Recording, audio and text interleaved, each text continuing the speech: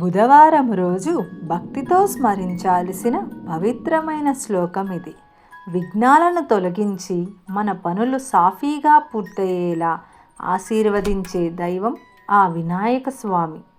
మన జీవితంలో కొత్త ప్రారంభం చేసే ముందు, పరీక్షలకు వెళ్ళే ముందు, ముఖ్యమైన పని మొదలుపెట్టే ముందు ఈ శ్లోకం జపిస్తే మనసుకి ధైర్యం, బుద్ధి, విజయానికి మార్గం కలుగుతాయి.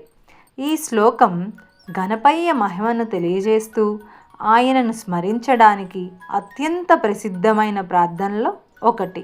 ఇప్పుడు భక్తితో శ్లోకాన్ని మనమందరం కలిసి జపిద్దాం. శ్లోకం: అగజానన పద్మార్కం గజానన మహర్నిశం అనేకదంతం భక్తానాం ఏకదంతం ఉపాస్మహే. ఈ శ్లోకాన్ని యొక్క అర్థాన్ని మనం తెలుసుకుందాం.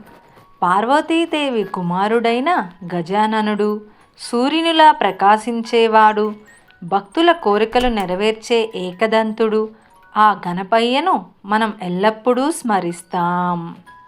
ఈ శ్లోకం యొక్క శక్తి మనం చదవటం వల్ల ఎలాంటి ప్రయోజనాలు ఉంటాయి మనకి. గజానన అనే నామస్మరణ మనసులోని అడ్డంకులను తొలగించే శక్తిని సూచిస్తుంది.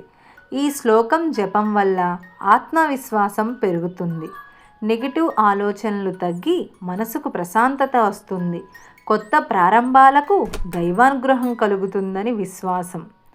విద్యార్థులు ప్రతిరోజు 11 సార్లు జపిస్తే ఏకాగ్రత పెరుగుతుందని నమ్మకం. ముఖ్యమైన పని మొదలుపెట్టే ముందు చదివితే పనులు సాఫీగా సాగుతాయని భావిస్తారు. నిత్యం ఈ శ్లోకం వినిపిస్తే ఇంట్లో శాంతి, సానుకూలత పెరుగుతుంది. బుధవారం రోజు జపిస్తే బుద్ధి, మాట, తేటతనం పెరుగుతాయని పెద్దలు చెబుతారు. ఈ శ్లోకం కేవలం పదాలు కాదు, భక్తితో పలికితే అది ఆశీర్వాదంగా మారుతుంది. గణపతి బప్పా మోరియా. మనం ఒక కోరికను స్పష్టంగా మన మనసులో చెప్పుకొని 11, 21 లేదా 108 సార్లు భక్తితో స్నానం ఆచరించి దేవుడి ముందు దీపం పెట్టుకొని ఆ గణపయ్య చిత్రాన్ని చూస్తూ జపించడం వల్ల ఎంతో ప్రయోజనం ఉంటుంది. మన కోరికల్ని తప్పకుండా నెరవేరుస్తాడు ఆ స్వామి. ఓం గం గణపతియే నమః. మరిన్ని ఆధ్యాత్మిక విషయాల కోసం ఓం శివాయ విష్ణు రూపాయ ఛానల్ని సబ్స్క్రైబ్ చేయండి, లైక్ చేయండి మరియు షేర్ చేయండి.